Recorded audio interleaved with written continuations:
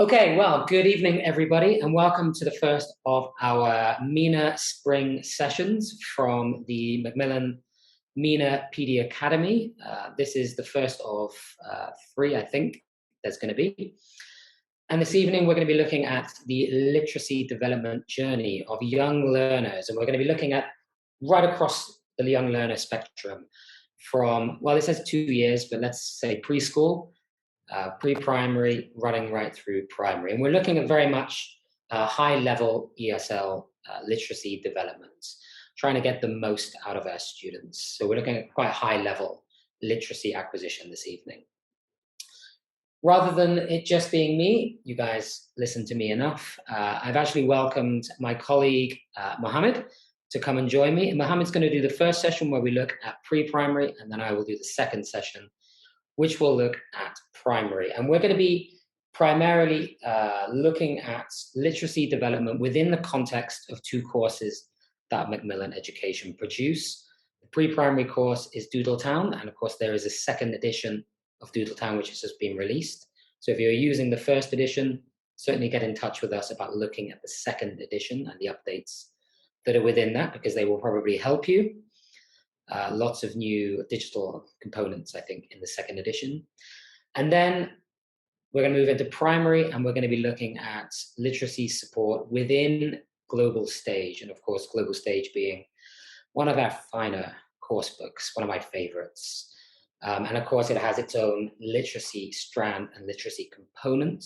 So we're going to be investigating how it's created, its design, its rationale, and look at some activities as well. Try and make this as practical as possible. I know Mohammed's session is very practical, looking at lots of nice, no, I've seen them, lots of nice activities in there. So lots of good takeaways, I think, they're going to be for teachers this evening. Okay, it's 5 past. Mohammed, if you're ready, I will pass the baton to you, and I will see you in 45 minutes or so. If anybody has any questions, the chat box is there. I recommend turning the little blue bar where it says type message here to everyone. Otherwise, it will just send a message to the host, which will be us, which is fine. We can answer the question, but it's nice if everybody can see your ideas, your answers, your questions. So if you click on that little blue box, the little drop down, it'll change to everyone. So change to everyone, and then we can all see what everybody is thinking.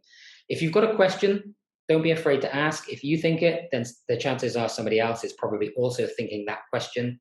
And please do share your ideas. If you're teaching with Doodle Town or Global Stage, give us your feedback on how it is that you use the activities and the suggestions that we make.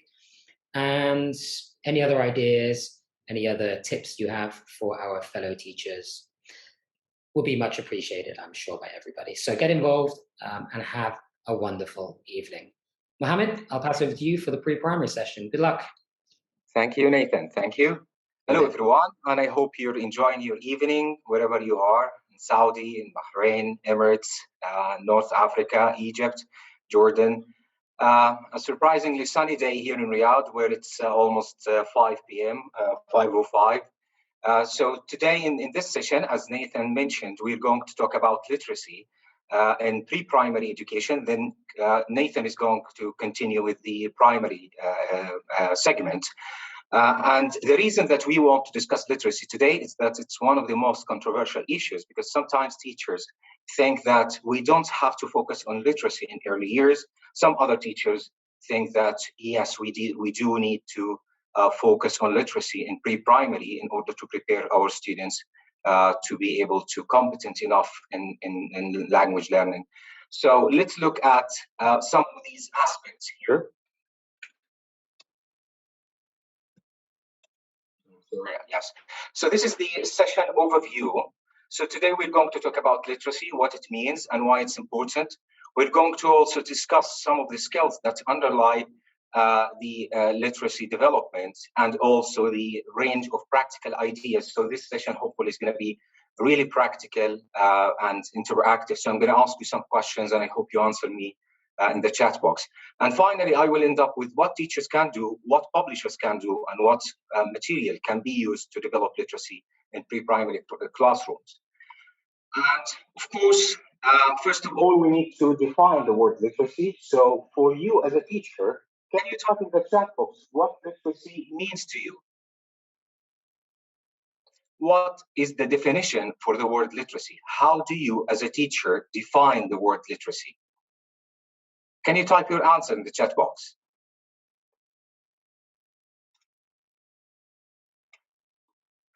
Yes, know how to read and write.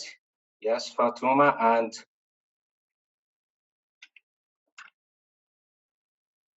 any other definitions? Knowing how to read and write. So literacy is more related to reading and writing. But let's see what experts say about literacy.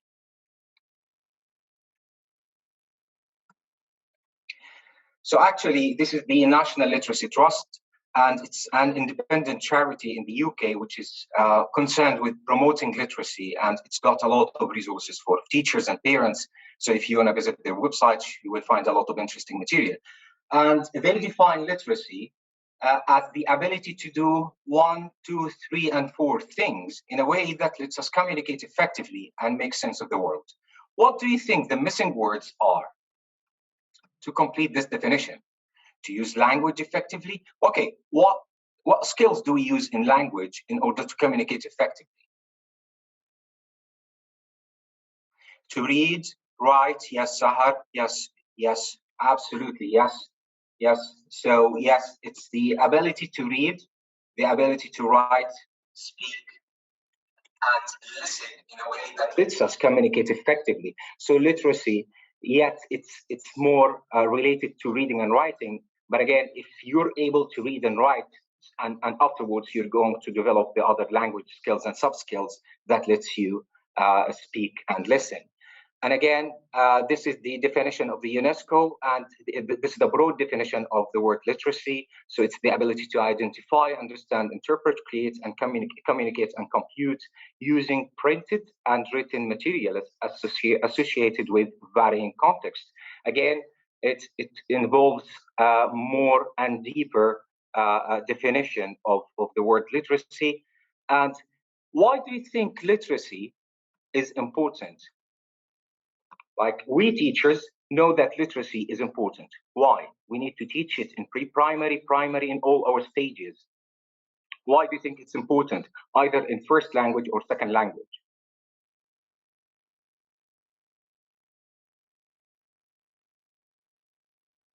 Any ideas? For communication, yes, communicate using language skills. For communication using language, yes. And actually, this is an expert. His name is Jackson Best. He said that beyond the functional level, literacy plays a vital role in transforming students into socially engaged citizens. And being able to read and write means being able to keep up with the current events, communicate effectively, and understand the issues that are shaping our world. If our students are able to read and write, if we're able to read and write in our language and in different languages, definitely we will be able to understand what's going on around us. And we are going to respond to that. Maybe we can write, we can respond either orally or in the written form. And since literacy is more relevant to reading and writing, I wanted to look at these two sets of skills. Which of these is reading, and which of them are writing? Word building, sense building, punctuation, text features, paragraph building. Do you think that this is reading or writing?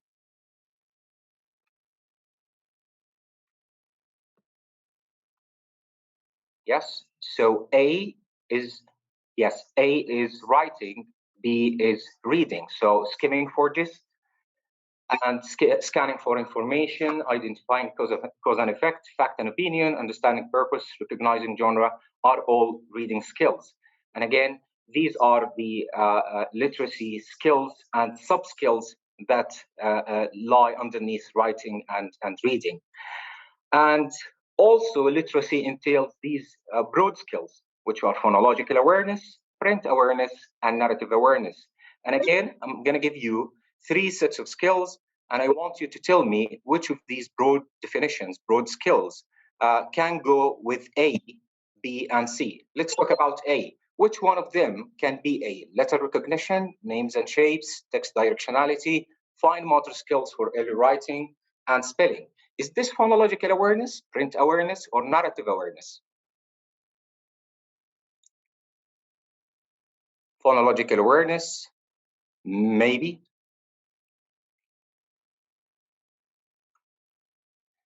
Yes, Nada, yes, actually, it's the correct answer. So yes, phonological awareness is the print awareness is the letter recognition, name and shape, text directionality. What do you think B could be? Letter sound recognition, sound discrimination? Is this phonological awareness, narrative awareness?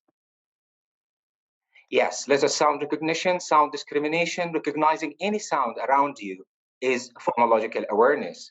And predicting, retelling stories, sequencing, identifying beginning, middle, and end, understanding plot, identifying characters, and setting. And definitely, this is the narrative skills. And again, these are the set of skills that literacy entails. But actually, do you think that students in pre-primary can study or understand plot and identify characters and settings and all of the other narrative skills? Do you think so? Yes, absolutely they can, but we need to simplify this as much as we can, all right? And I'm going to show you some ideas how we can develop this in our pre-primary classroom. Later on, when they are exposed to a really lengthy literary text, they will be able to respond to it and interact with it easily. All right, very good. And most importantly, if we want to teach our students literacy, we need to know the differences between Arabic and English. And of course, there is a lot of differences between Arabic and English in terms of written form, written material. Can you tell me the difference between Arabic and English? Yes, if children are exposed, of course, giving them respect, respecting their age, yes, we give them age-appropriate content. Yes, absolutely. And can you tell me now the difference between Arabic and English? Do you think that Arabic and English have got a lot of differences?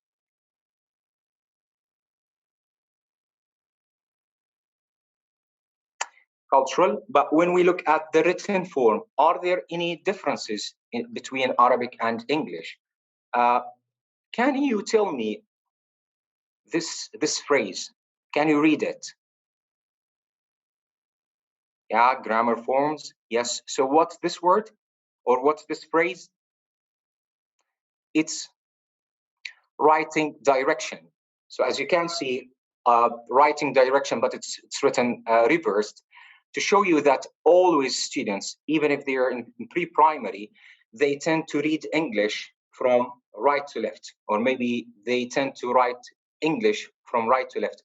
Why do they do that? Of course, because they are Arabs. Maybe they started Arabic at a very early age. Maybe they study other subjects in Arabic, so that we need to draw their attention that English is written and read from left to right. So writing direction is the best. Is the very first difference between Arabic and English.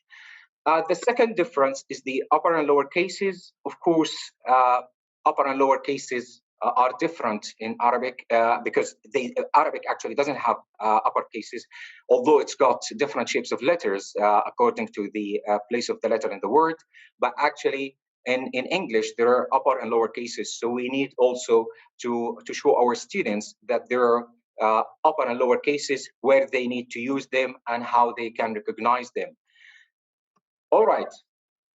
Letter sound correspondence. We all know that English has got 26 letters, 44 sounds, and Arabic has got almost 28 letters. But I think in Arabic, the letter that you write is the same what you hear, the sound that you hear, and again, there is no discrepancy.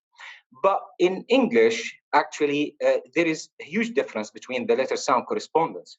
And based on research, some words such as people, maybe, it's one of the most misspelled words because students tend to have phonetic spelling. They miss the letter O in people. Maybe they don't write even the ending E.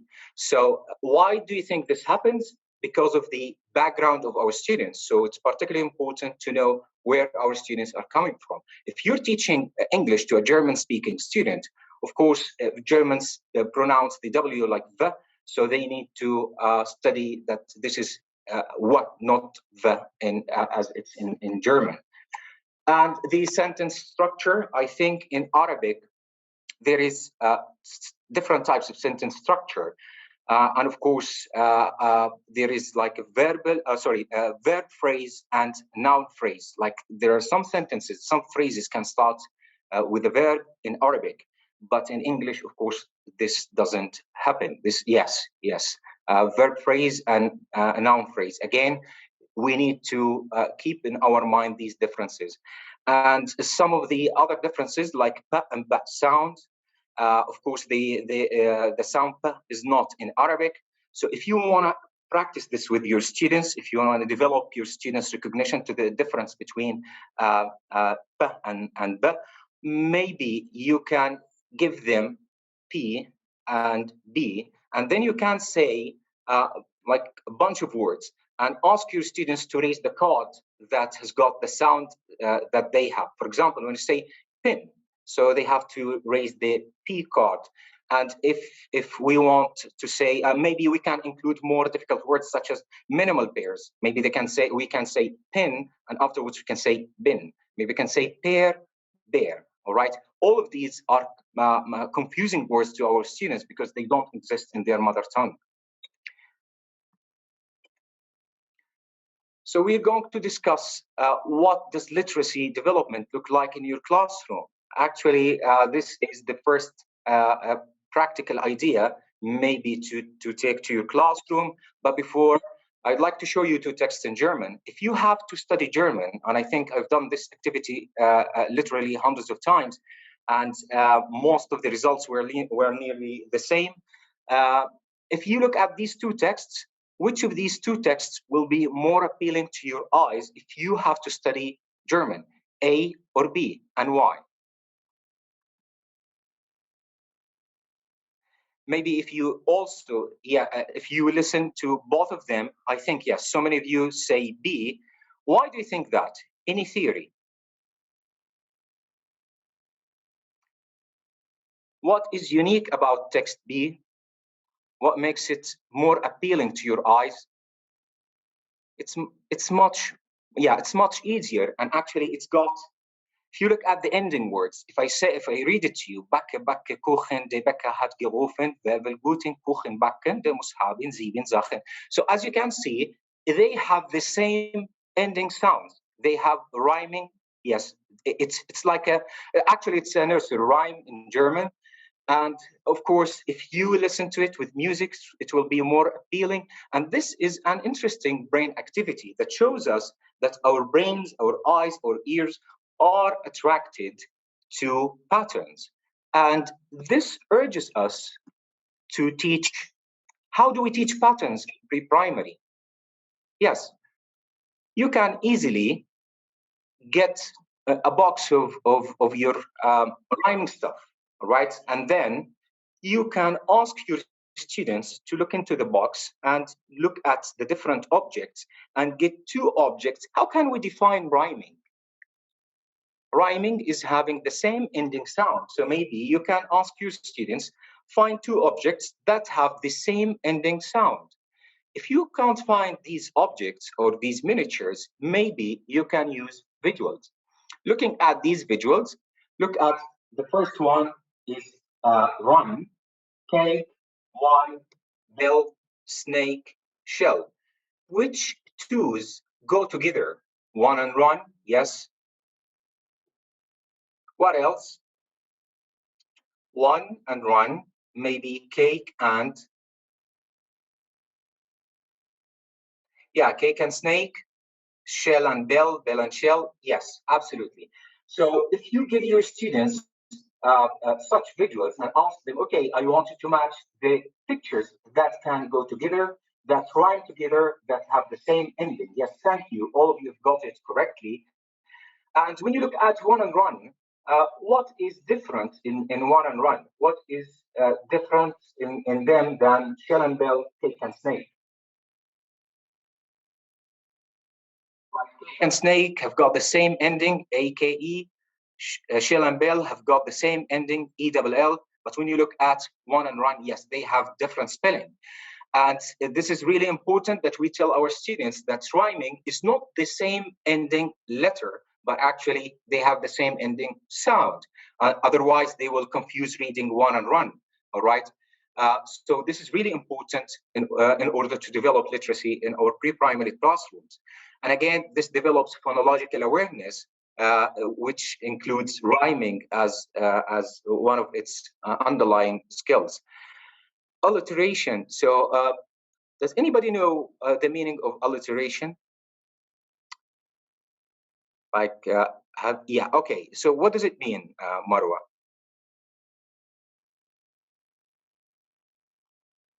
What's the meaning of alliteration? Yeah, same beginning sound. Yes, thank you. So actually, repeating the same beginning sound, we call it alliteration. So the same ending sound is rhyming, but the same beginning sound is alliteration. And alliteration can be used in the classroom in a fun way. And I think you can recognize these pictures. Yeah, what do we call them? What do we call these?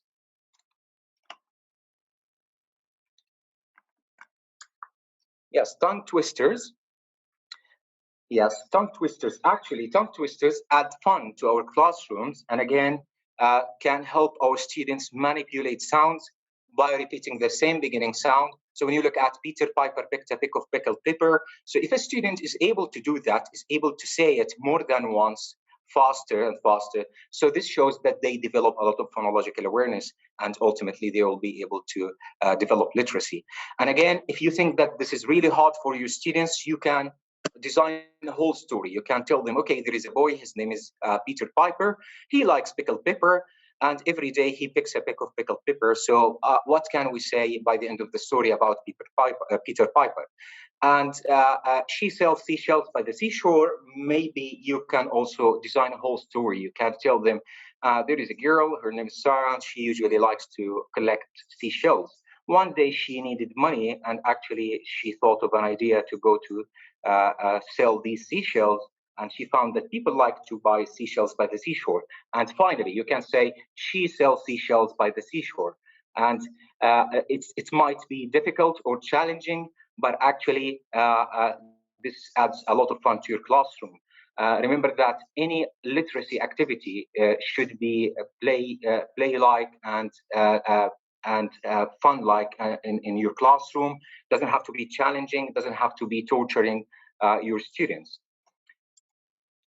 The secret letter is another activity for developing literacy skills. You can easily use a white crayon to write with it on a white paper. And if you write, of course, using a white crayon, the word will not appear. You can write different words on different papers and hand them out to your students. Then you can give them some watercolors and ask them to use these watercolors to discover the word. And once they use these colors in order to find the word, they will be more interested to know what the word is. And again, how do you think this activity can develop literacy or can develop some other literacy skills in your classroom? If you give this to your students, ask them to find the secret letters and find the secret word, how do you think this can develop your students' literacy skills? Any ideas? While they're exploring the word, they can see first letters, and yes, they can recognize and develop more awareness of letter and word as well. So they develop vocabulary and they develop, yes, guessing and knowing words. Yes, guessing actually is one of the most important skills that we need to promote in our students, all right, guessing and predicting. All right. Another interesting activity, which is song sticks. So you can collect these lollipop sticks or maybe popsicle sticks, and then you can print out some of the nursery rhymes symbols. Okay, you don't have to tell them or to show them any written form, just some symbols. And afterwards, you can ask your students to come to you, and then they can select one stick and they look at the stick, tell the class that this stick has got, for example, twinkle twinkle. All right, so we're going to sing twinkle twinkle in our classroom. You can mix the sticks again, and you can ask another students, especially shy students or demotivated students. Once they pull out the stick, they will be more motivated to sing it. Another way, maybe if you are not able to like get these sticks or to print these symbols down, this is an online spinner, and I hope you still can see my screen.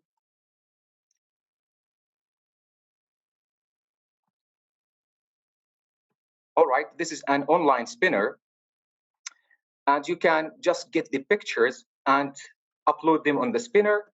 You can click on the spinner,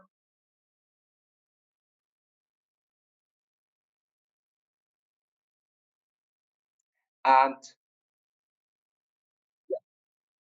we have the winner. So what's the song? What's the nursery rhyme here?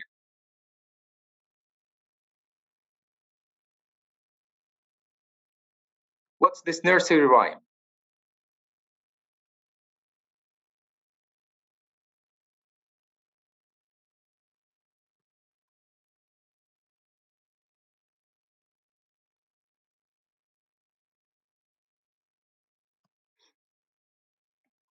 So it's, yes, it's the wheels on the bus, and then maybe you can sing it with your students. Another interesting activity as well, the train tracks. And again, if you don't have these tools in your classroom, maybe you can get just some sticks and have your students think that they're train tracks or maybe car tracks. And you can add parts of words or maybe parts of sentences to each end to the track. And afterwards, students are required to combine these tracks. And once they combine a track, they're going to come up with the word. For example, an end of a track has got CA and the other end is KE. So they have to combine it. And once they build it, they have to say the word. And while they're using the train, once they pass by it, they have to read it aloud, right? It can be a word, it can be a sentence, it can be simple letters, maybe long words or long sentences. Yeah, this is another example from Doodle Town, which is practicing sequencing. And I want to ask you what practicing sequencing actually asks you to do in the classroom. And it asks you to put pictures in order. And again, you can have these cards, like you can have these cut-ups, and then you provide them to your students, and then you ask your students to look at them, to look at the captions, maybe to look at the conversation, a very simple conversation with some visuals as well to help them make meaning of the story. Very simple story, 3 pictures, beginning, middle, and ending. And afterwards, of course, students will work together in order to come up with the whole story. Again, how do you think this develops literacy? Which literacy skill or sub-skill? Yes, maybe you can let them talk to. Yes, absolutely, yes. So using pictures, photographs is the best way to motivate students to talk. And then you put them in order and retell the story. Yes, definitely. And this is, I think, part of the phonological awareness, print awareness, or narrative skills. What do you think? Practicing sequencing or putting pictures in order? Yeah, absolutely. But yes, it develops narrative skills, which is part of the literary skills. Yes, definitely. And again, you simplify this as much as possible. You provide your students just with 3 cards. They need to know beginning, middle, and end. All right. And of course, they celebrate it. Picture stories, and actually this is one of the most effective ways as well to develop literacy and to get students to talk in the classroom. Not just pre-primary students, but imagine that you're studying another language, and whenever you have a picture, you have some knowledge in this different language, and you're asked to come up with the whole story about it. You will be more motivated. So you can get some random pictures, and you can ask your students to look at these pictures and think of what's happening. Reassure them that there is no wrong answer. All the answers are acceptable. So for example, when you look at the picture in the middle, maybe this is a birthday party. Okay, and then elicit as much as you can from them. Maybe it's for a boy or a girl. Maybe he or she is 7 years old because there are 7 candles, and so on. And maybe they can come up with a whole story. We can call it a chain story. Yes, critical thinking, predicting, and also creative thinking in order to design a whole story, which is really important and crucially important in our pre-primary classrooms. Another type of the activities that develop literacy in the classroom and play word games. The first game is I Spy with My Little Eye, and you teach this to your students as a chunk, and you tell them, okay, we will start with I Spy with My Little Eye, and you look around in the classroom and say, okay, I spy with my little eye word beginning with B, and it rhymes with cook. So what's it? What do you think the word is? In the classroom, I'm looking around. I find a word. I spy with my little eye. Yes, thank you, Fatuma. So it's yes, book. Yes, definitely. And then you model it. Then you ask your students to start doing it in your classroom.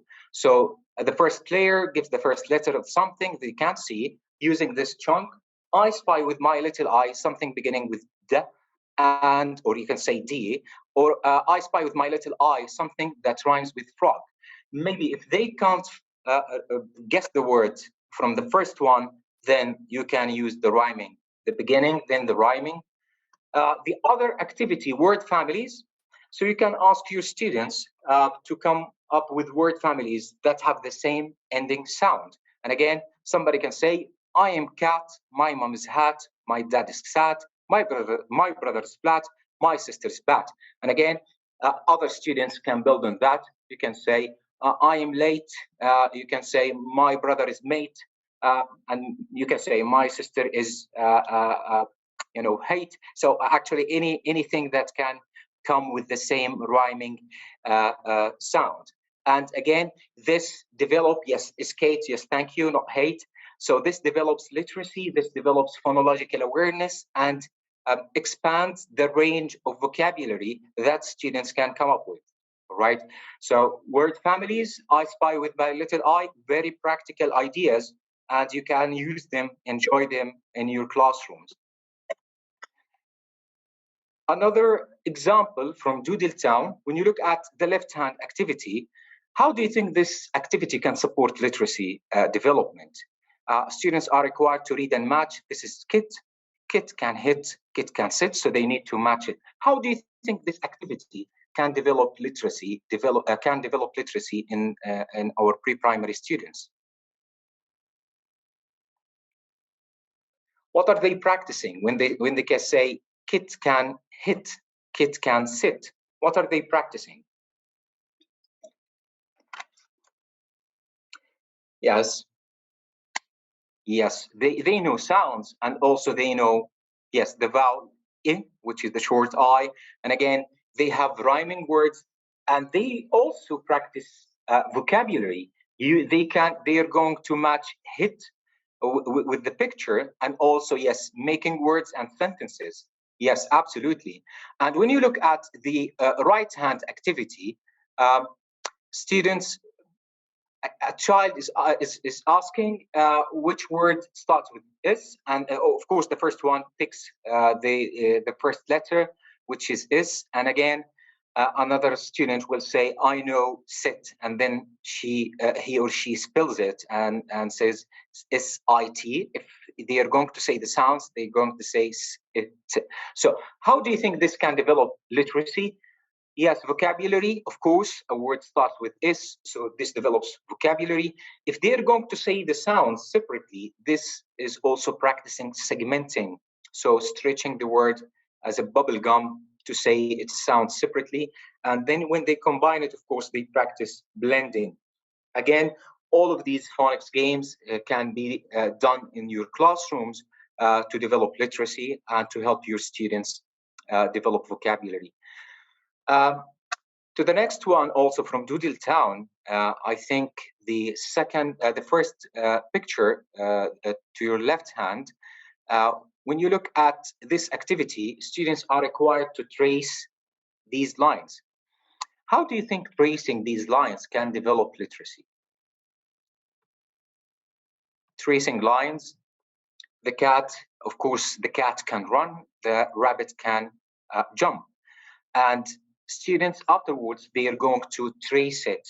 Yes, and actually tracing is developing students' penmanship, and also they will start, it will develop their motor skills as well, right? So they will start, it's their first step into writing. So of course, we don't ask them to write directly, and of course, they are going to trace it. While they're tracing it, they're controlling their practice, their hands and their pencils in order to prepare them for writing. So a very practical activity to help students to develop some penmanship skills. And the right hand activity, students are going to practice the capital and small letters. And of course, they're going to match them with the words. Again, it develops literacy, it develops vocabulary, and definitely it develops recognition of upper and lower cases, which doesn't exist in Arabic, and which is really important for our students to recognize it and to be able to practice it. Great. Looking at these two activities as well, read and write. So, of course, students are going to fill in the gaps. They're going to choose the words, and they're going to complete the sentences. Again, as you all answered in previous activities, they are going they're going to practice vocabulary, and also they are going to practice rhyming words like wins and swims. Of course, they rhyme. And again, they are going to complete the sentences. They're going to make meaning of these sentences. The fish swims and the girl wins. Looking at the right-hand activity, make an underwater mural. How many letters are in the words? And then a student is asking and the other is answering while they're writing the words and they're making their own project. How do you think asking students about the number of letters can be developing literacy? If I ask you, okay, look at the word whale. It's got 1, 2, 3, 5 letters. Okay, what's unique about the word whale? Looking at the sounds of whale, how many sounds? When I say whale, how many sounds are in whale? 3, yes, definitely. Yes, Monica, actually it's 3. And when you look at the letters, they're 5. So this activity develops students' recognition of letter sound correspondence. And of course, 3 sounds are represented by 5 letters. All right.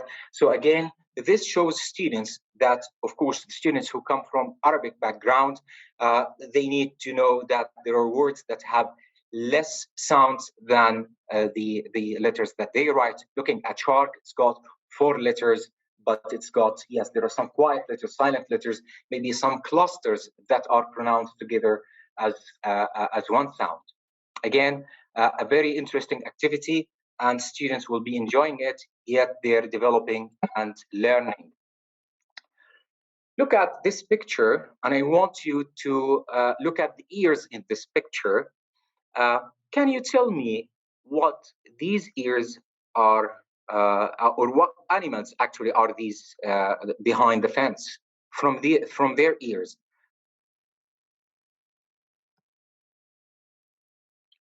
Yeah, a cat. All right, there is a cat, there is a bear, and there is a. Okay, so we have maybe a donkey, maybe. All right. So asking students to guess, and afterwards you can show them the picture. Actually, they're a bear, a cat, and a rabbit. All right. But initially, before you ask your students to read and to develop vocabulary of these visuals, you ask them to predict what these animals are. And actually, predicting is one of the important activities, of course, for narrative skills as well. So to develop imagination, maybe students can imagine what's happening behind the fence. If you don't have a lot of pictures like this, you can print them out, and you can have another A4 paper with a hole inside it, and then you can move it to show just a small part of each animal and ask them to guess what the animal is. All right, very easy to set up and to use in your classroom. Again, predicting is a skill that is really needed for our students. Sometimes when we look at young adults and teenagers and we ask them, try to predict what the text is going to be about, either in listening or reading, actually they can't develop this because they are not used to doing this. All right. So we need to lay foundation for this from the early age. All right. I'm happy you like these ideas. And again, based on research, of course, students need to develop some phonics skills. And again, phonics should be taught in a fun way. It's not enough to teach them just phonics skills, but actually we need to teach them also some reading to apply this phonics on. And again, these chunks, once students practice over and over, they will become easily recognized. Like when you use we like, I like. So, and again, if they practice writing capital and small letters, and then they use and they recognize the words through the visual, of course, they are going to use it in a sentence. And again, the phonics course in Doodle Town is really based on research to help students start their first early skills to acquire early reading acquisition. And the role of parents, based on some studies and research, actually, and I think this doesn't need any study. Everybody knows that students spend, I think, triple of the time that they spend it at home. They that triple of the time that they spend at school, and this also highlights the role of parents. And if students come back home with only books, there is nothing new to parents. But actually, if they rip out some worksheets, some readers, and they go home, of course, they are going to be drawing the parents' attention that I'm coming back with something that I need to read with you. Again, the parents' role is really important. And this rip out readers, you will find it in the activity book of Doodle Town. So actually you can send it home and you can ask parents, you put parents accountable as well. You can ask them to practice reading very simple sentences. They will not take a long time with their children. And again, students spend at home triple of the time that they spend at school. And again, the rip out the letter readers also is found in the literacy skills pad. So you can rip it out, ask students to take home, and again, you can send a letter to parents. Dear parents, we've sent such reader with your child. Please read it with them. If you find any difficulty, please contact us. All right. And again, when you look at these readers, you will find that they are provided with some visuals because students might know frog, but they might know the word itself. All right. So I see a flower on a frog. Right. So they know flower, they know frog. Some sight reading with some sight words as well that are high frequency words. Once students see them, they will be able to recognize them and read them easily without any effort. Again, when it comes to writing, of course, the first step into writing is writing the alphabet. And yet students should be practicing writing the alphabet in lowercase and uppercase, definitely because they come from a different background. If students come from a Roman background, maybe some German or French students can recognize that the other languages have got also upper and lower case because they do have in their mother tongue. But when you look at Arabic itself, it doesn't have this. So again, we need to bear that in mind while we're developing literacy, while we're helping our students start to read or write. Another high level of literacy development in pre-primary classroom, when you look at this story, actually, when you look at the first, second, and third picture, the first picture, I am Sam, I sat at the mat, Sam sat at the mat. So what skill, what phonics skill actually is really practiced here? I am Sam, I sat at the mat, Sam sat at the mat. What skill are students practicing here? Yeah, phonics. Which skill exactly of phonics?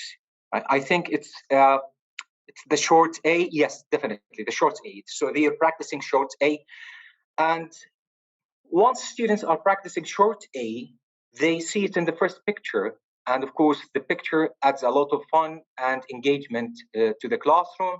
And when they move to the second one, they will be able to read the word sat, at, mat. What about, yes, CVC, short consonant, vowel, consonant? And again, when you look at these highlighted words, I and the, what do you think these highlighted words are? Are they also decodable words? Can students decode them? Can we teach them as phonics words? What do we call them? Sight words, yes, thank you. Sight words, high frequency words. And again, those words, students should recognize them once they see them, all right? If you teach your students sight words and you recycle this over and over, once they look at it, they can recognize it easily. And then you teach them a phonics rule, and then you apply it right away on a story. And again, teaching phonics only is not enough. You need to apply this in a reading. And again, if you're going to do this, students will be able to read it easily. And this is the beginning of their reading. And again, if you look at the cover, this is the front cover of the story from Snappy Sounds. You will find that these are the high frequency words, the tricky words, A, the, and I. And again, these are the snappy sounds, the phonics words, tam, at, sat, mat. Again, if you practice this over and over, if you have it in a fun way, and then you move from this to reading, of course, students will be able to read the story very well.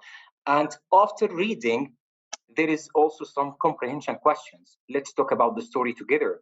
You ask students, what happened first in this story? Again, they need to develop some narrative skills, some literary skills. They need to tell you what happened first. Who sat at the mat? They can recognize characters. What is another word for mat? Again, they maybe develop some vocabulary. And then you can revisit the phonics words. And finally, for fluency, you ask your students to read it again. I believe, and I think most of you agree with me, that students, when they read it for the second time, it will be much more better than the first time, of course. And if students are able to do this, they will be able to move to more lengthy texts, more texts that don't depend or rely on phonics skills. They have a lot of words that students need to recognize. And of course, this will help students automatize reading. And again, once you lay foundation for your students to do this, this will help them definitely to develop reading for pleasure. And of course, if we want our students to read for pleasure, we need to help them first read, and afterwards we need to show them that we teachers love reading because it's contagious. And afterwards we need to help them love reading. And if you know this person, if you can recognize him, his name is Jim Trelease. He's an American educator and author, and he wrote in the 1980s, I think, he wrote this handbook, and it's called the Read Aloud Handbook. It shows how parents and how teachers can read to children in order to bridge the gap between the students' knowledge and, of course, the book itself. And based on research that was conducted, I think, during the 1980s in the US, that students only develop literacy while they're read to. while their parents were reading to them, or their teachers were reading to them as well. And again, of course, human beings are pleasure-oriented, so we only visit restaurants that we like their food, and we only watch movies that we like. We only sit with people that we like to sit with. And again, students and human beings only read books that they like. And again, if you want your students to like reading, of course, you have to help them start to like reading. If you want somebody to like bike riding, of course, you have to teach them how to ride a bike first, and afterwards, you have to help them to ride a bike and to like it. And again, why is reading important?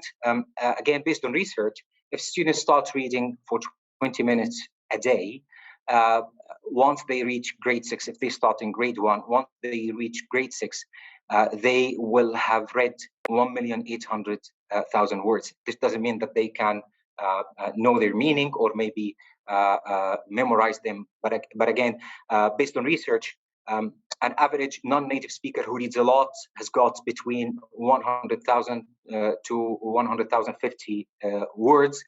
And again, you can develop this easily with your classroom. Help your students, and I think student A